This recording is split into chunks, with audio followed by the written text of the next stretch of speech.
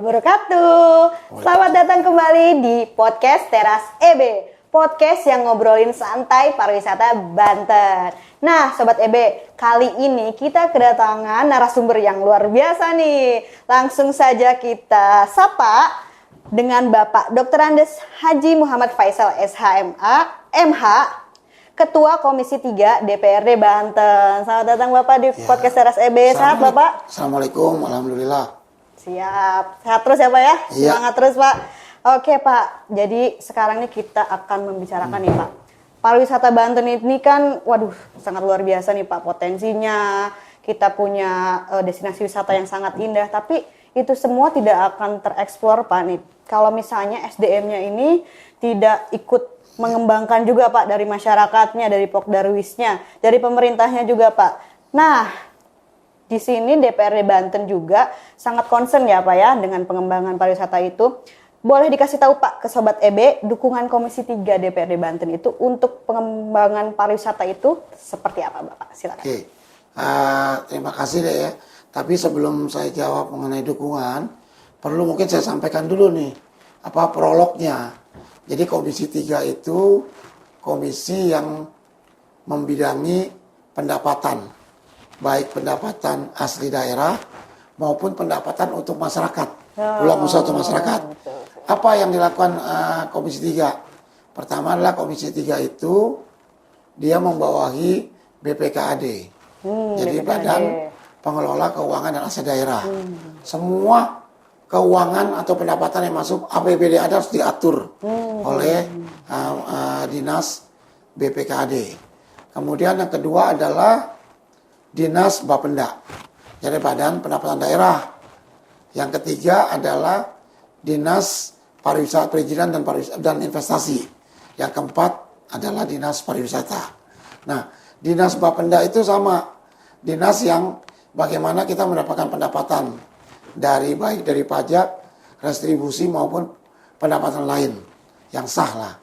Kemudian sama nih juga Dinas Investasi juga adalah dinas yang bagaimana kita mendorong supaya investasi masuk ke Provinsi Banten untuk membuka usaha.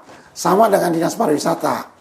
Nah, dua dinas ini yang maksudnya PAD-nya ke kita Pak ada, tetapi yang efek daripada multi efeknya besar. Itu bagaimana peluang usaha untuk masyarakat. Nah, khusus pertanyaan mengenai dukungan terhadap pariwisata udah pasti. Kenapa? Saya ingin begini ya. Saya ingin masyarakat itu semua mendapatkan usaha. Nah, salah satu sektor yang mendukung masyarakat mendapatkan usaha juga mendapatkan pendapatan adalah dengan berkembangnya pariwisata. Betul, Ya kan? Pak. Betul Pak. Pariwisata dari mana apa? Pertama adalah dari tujuan wisatanya, destinasi wisatanya. Supaya bagaimana destinasi wisata itu dikelola dengan baik. Betul. Ya. Kemudian bagaimana destinasi wisata dikelola baik supaya orang tahu, dipromosikan. Di pariwisata dipromosikan, dipasarkan. Kedua ini sudah laku atau sudah jalan. Bagaimana selanjutnya? Dukungan SDM. Betul. Nah, Pak. SDM-nya mesti mendukung. Bagaimana supaya tiga faktor ini bisa mendukung pariwisata kita supaya meningkat, gitu. Luar biasa. Jadi Sobat EB sebelumnya nih harus tahu dulu nih Komisi 3 itu membidangi apa. Tadi sudah disebutkan bahwa BPKAD, Bapenda, DPMPTSP juga Dinas Pariwisata begitu ya Pak. Dan memang Komisi 3 ini sangat concern untuk pengembangan pariwisata itu sendiri ya Pak ya. Jadi dari beberapa, kalau saya tidak salah nih ada pengembangan destinasi wisata di beberapa titik ya Pak di Banten, dan terus bertambah nih Pak pengembangan destinasinya itu dari tahun ke tahun begitu ya. Terima kasih luar biasa nih Komisi 3 Pak. Selanjutnya nih tadi sudah berbicara tentang SDM-nya harus bahu-membahu nih Pak ya, dari masyarakatnya juga dari dinasnya gitu. Sebetulnya yang harus dilakukan oleh masyarakatnya itu sendiri dari dinasnya itu untuk pengembangan pariwisata itu apa saja sih Pak menurut Bapak gitu? Saya kira tadi saya kasih tahu ya, tiga faktor itu sangat dominan dalam pariwisata. Pertama adalah tempat wisata. Tempat wisatanya. Destinasi wisata. Kedua adalah promosi dan pemasarannya ya. Betul. Yang ketiga adalah SDM-nya. Semua itu muaranya bagaimana wisatawan datang ke kita. Ya kan? Betul. Wisatawan dari mancanegara maupun wisatawan Nusantara datang ke Banten. Setelah datang, jangan hanya datang, bagaimana dia bisa stay, Betul, ya, betul. tinggal di Banten selama mungkin. Nah, untuk itu perlu dukungan dari berbagai pihak. Nah, saya lari kemana? Kepada yang SDM. Kenapa? Kita ambil contoh, 2 daerah yang dominan lah di Indonesia. 1 Bali, kedua Jogja. Masyarakatnya itu welcome. Ya, masyarakatnya welcome, masyarakatnya ramah dalam menerima wisata. Ya, dan itu nggak bisa sekonyong-konyong orang bisa begitu kalau tidak dididik. Betul, Pak. Nah, makanya perlu ada SDM-nya. SDM-nya dibentuk, diajarkan, dibentuk budayanya, bagaimana budaya mereka itu bisa mendukung wisata, bisa menerima wisatawan datang. Contoh, misalnya datang disambut dengan baik, menyediakan UMKM tradisional perdagangan untuk Banten, kulinernya yang baik, bersih baik, harganya yang terjangkau.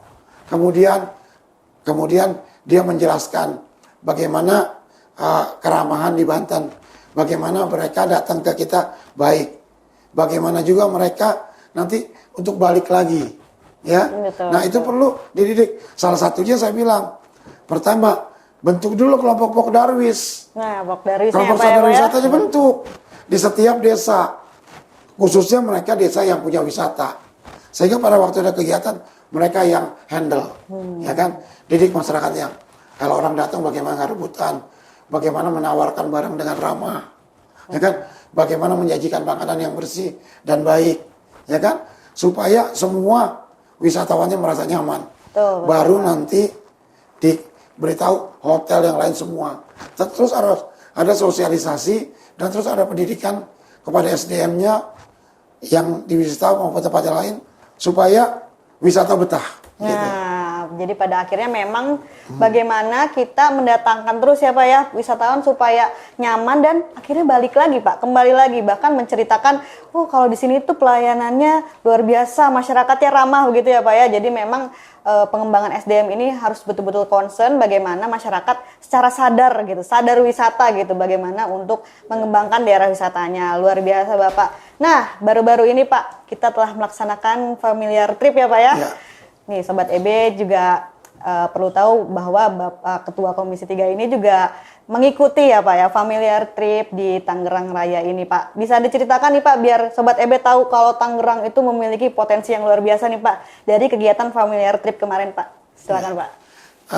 Saya kira saya kan mendukung sekali ya diadakannya program family trip ya kan, yang ada di pariwisata khususnya di bidang pemasaran dan promosi ya. Kenapa? Ini bisa secara langsung mengajak masyarakat, ada 2 fungsinya. Mengajak masyarakat mengetahui tempat wisata yang ada. Belum tentu orang Kabupaten Tangerang tahu semua tempat wisata yang ada di Kabupaten Tangerang. Belum tahu semua orang Tangerang atau Kabupaten Tangerang tahu potensi wisata yang memang bisa untuk dipromosikan, bisa untuk disampaikan kepada masyarakat umum.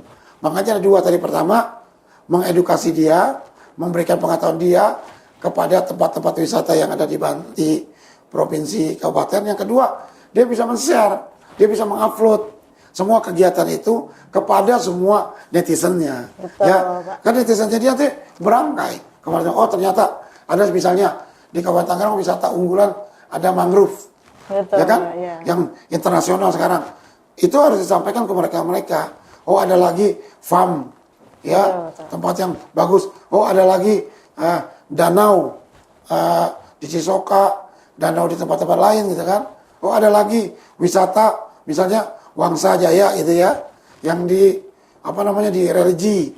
Kemudian ada juga tempat-tempat wisata lain yang misalnya wisata jasa, misalnya jasa atau perdagangan dari mulai mall di Ayon, Sumarekon, Lipo, Karawaci, SMS, kemudian juga ada wisata mall juga di Citra. Betul. Kemudian sekarang ada lagi tempat namanya Pantai Indah Kosambi. Ya, Nah itu kan biasa bagus. itu, Pak. Kosambi 1, Kosambi 2, begitu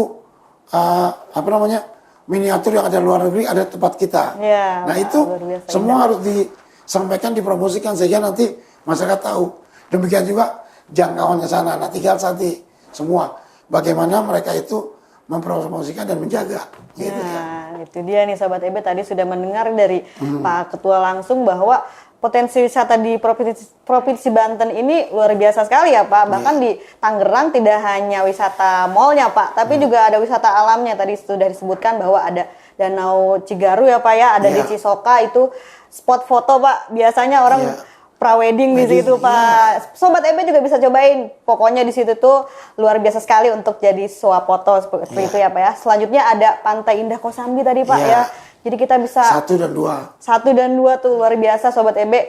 Pokoknya langsung kita ke situ aja mangrove ya. juga. Oh, mangrove juga Pak ya. Kemarin Bagus, kita ya. ke mangrove juga itu. Wah, luar biasa itu Pak. Ketapang. Udah pada tahu belum? Pokoknya Sobat EB langsung aja cek media sosialnya di Spar Banten Pak. Di situ sudah ada. Kita mengupload untuk Sobat EB biar tahu nih lokasinya di mana, langsung cus ke sana Pak. Belum juga apa namanya? Wisata jasa. Oh iya, luar biasa. Betapa banyaknya timbul tuh ekonomi kreatif. Ya, itu di dia. kreatif itu misalnya ada musik kafe, ada kafe restoran, ada juga pusat kebun binatang kecil, Ya, juga di betul, sana dan yang lain. Nah, satu berharap ya mudah-mudahan impian saya nih, mudah-mudahan wisata jasa itu antara dari Ayon sampai ke Lipo sampai terus bisa dihubungkan secara vertikal. Mudah-mudahan ke depan ada misalnya monorel atau apalah yang bisa kita gabungkan betul. Belum nanti dikembangkan danau yang lain, sungai Sadane yang lain mungkin menjadi daya tarik tersendiri untuk Kabupaten Tangerang. Amin. Karena memang Kabupaten Tangerang Raya itu sendiri Pak memiliki potensi yang tidak hanya wisata buatannya tadi itu Pak ya, kita bisa wisata mall nih yang suka pada belanja nih Pak. Sebentar lagi juga akhir tahun Pak, biasanya banyak diskon-diskon nih Pak di mall, nggak usah jauh-jauh. Mallnya di Banten aja ya Pak ya, karena banyak banget pilihannya tadi, ada Lipo Karawaci, ada Sumarekon Pak, ada Alam Sutra, wah banyak sekali pokoknya Sobat EB jangan lupa. Nah Pak, berbicara tentang SDM lagi nih Pak, Dinas Pariwisata itu memiliki duta nih Pak. Salah satunya adalah Kangnong Banten Pak.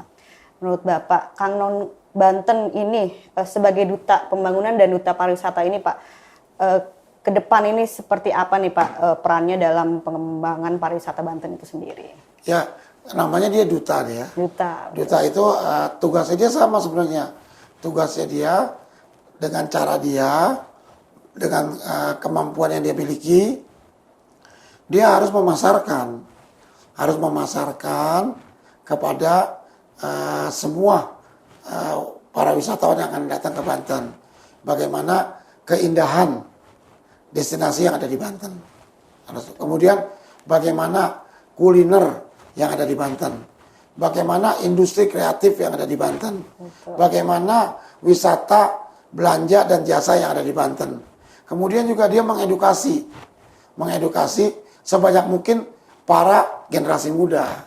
Karena saya lihat kan Kangnong ini usianya kan usia memang marketnya itu orang-orang muda gitu ya. Betul. Nah mereka memasarkan bagaimana menyatukan semua ekonomi kreatif, semua yang lain-lain, wisata lain sama dia dipasarkan. Dan dia harus sering tampil di dalam event-event, kegiatan baik yang sifat internasional, nasional, maupun ke daerah yang ada di seluruh Provinsi Banten. Saya kira penting dan saya mendukung. Kalau bisa pemilihan Kangnong itu harus terus berlanjut di Banten supaya mereka bisa memasarkan juga segala yang produk atau keaslian Banten, termasuk juga batik Banten, kuliner Banten dan lain-lain semua. Betul. Jadi memang peran duta itu sendiri juga harus memasarkan ya Pak ya. Dan tidak hanya Kangnong, kita sendiri sebagai warga Banten juga harus nih Pak ya ikut memasarkan, memberitahukan kepada dunia bahwa potensi wisata di Banten ini luar biasa. Dan Bapak memang hadir langsung di pemilihan Kangnong kemarin Pak. Dan telah melihat potensinya para generasi milenial ini luar biasa sekali gitu ya Pak ya. Sobat-sobat EB juga bisa menjadi contoh nih para Kangnong Banten ini, bagaimana wawasannya sangat luas Pak ya, dan juga bisa merepresentasikan pariwisata Banten yang begitu indah ini. Nah Pak, boleh nih Pak Bapak ajak nih Pak masyarakat Banten, Sobat EB nih Pak sebutannya, untuk berwisata ke Banten aja dan menjaga destinasi wisatanya. Silakan Pak diajak. Ya, para Sobat para Sobat Sobat EB, saya kira kami Komisi 3 dan Pariwisata mendorong semua untuk masyarakat hadir. Masyarakat mengunjungi semua wisata yang ada di Provinsi Banten. Silakan menikmati keindahan baik wisata alam maupun wisata perdagangan dan jasa dengan UMKM-nya, dengan produk kulinernya, juga produk ekonomi kreatifnya. Siapa lagi kalau bukan kita? Dan tolong informasikan, tolong dipromosikan kepada semua wisatawan yang ada di Nusantara maupun mancanegara. Kami welcome, kami siap untuk menerima Anda datang di Provinsi Banten. Luar biasa, ajakannya terima kasih Bapak Ketua Komisi 3 DPRD Banten. Ajakannya untuk Sobat EB ini sangat luar biasa. Yuk, jadi jangan kemana-mana, pokoknya wisata ke Banten aja. Karena Banten itu memiliki wisata yang sangat indah. Mulai dari alam, buatan, belanja, religi, budaya, semuanya lengkap. Pokoknya wisata ke Banten aja. Dan berakhirlah sudah podcast di Teras EB pada kali ini. Terima kasih Bapak telah hadir di podcast Teras EB. Semoga Komisi 3 DPRD Banten ini ke depan selalu mendukung penuh ya Pak ya untuk pembangunan pariwisata ya Pak ya. Terima kasih Bapak sekali lagi, dan jangan lupa Sobat EB untuk mengikuti akun media sosial kami di sini. Jangan lupa pantengin terus podcast Teras EB di YouTube Visit Banten. Saya Dira Elvandari pamit undur diri. Wassalamualaikum warahmatullahi wabarakatuh. Waalaikumsalam warahmatullahi wabarakatuh.